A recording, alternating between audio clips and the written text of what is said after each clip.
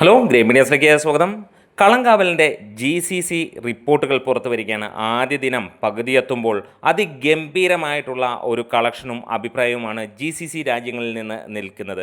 എന്താണേലും അതിമനോഹരമായിട്ടുള്ള ഒരു കാഴ്ച എന്ന് തന്നെയാണ് നമുക്ക് പറയാനുള്ളത്. ഈ ഒരു ദൃശ്യ വിസ്മയം തന്നെയാണ്, അല്ലെങ്കിൽ ഒരു ദൃശ്യ വിസ്മയം തന്നെയാണ് ഈ ഒരു സിനിമ കാഴ്ചവെച്ചിരിക്കുന്നത്.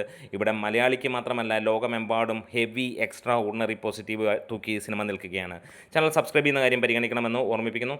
ആദ്യ ദിനം ഇതുവരെ ലഭിച്ച കണക്കുകൾ പ്രകാരം $350K ഇതിനോടകം സിനിമയ്ക്ക് GCC രാജ്യങ്ങളിൽ നിന്ന് ലഭിച്ചിരിക്കുന്നത്. പൂർണ്ണമായിട്ടുള്ള കണക്കുകളല്ല, ഇനിയും കിടക്കുന്നു. ഈവനിങ് നൈറ്റ് ഷോസ് എല്ലാം വരാൻ കിടക്കുന്നു. അതായത് $3,15,00,000 ഇതിനോടകം തന്നെ സിനിമ നേടിയിരിക്കുന്നു.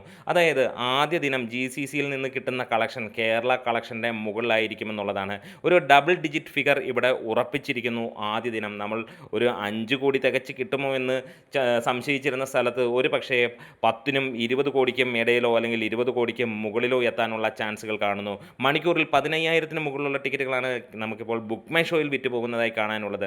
കേരളത്തിൽ അമ്മാതിരി കൊടൂര തൂക്കുമ്പോൾ GCC രാജ്യങ്ങളിലും വിദേശ രാജ്യങ്ങളിലും സിനിമയ്ക്ക് എക്സ്ട്രാ ഓർഡിനറി ഒക്യുപ്പൻസിയും അതേ രീതിയിലുള്ള പ്രകടനവും അതേ രീതിയിലുള്ള അഭിപ്രായവും കാണാൻ കഴിയുന്നു. അതായത് ഇനിയും മണിക്കൂറുകൾ ബാക്കി നിൽക്കുമ്പോൾ നമ്മളുടെ ഒരു പ്രഡിക്ഷൻ അനുസരിച്ചിട്ട് ഒരു പക്ഷേ 7 കോടിക്ക് മുകളിലെത്താനുള്ള ചാൻസുകളാണ് നമുക്ക് GCC രാജ്യങ്ങളിൽ സിനിമയുടെ കളക്ഷനിൽ കാണാൻ പോകുന്നത്. അതായത് അങ്ങനെയാണെങ്കിൽ GCCയും കേരളവും മാത്രമായിട്ട് സിനിമയ്ക്ക് ഏകദേശം 12 കോടിക്ക് മുകളിലേക്ക് എത്തും എന്നുള്ള പ്രതീക്ഷ തന്നെയാണ്. അപ്പോൾ വീണ്ടും നമുക്ക് വരാം.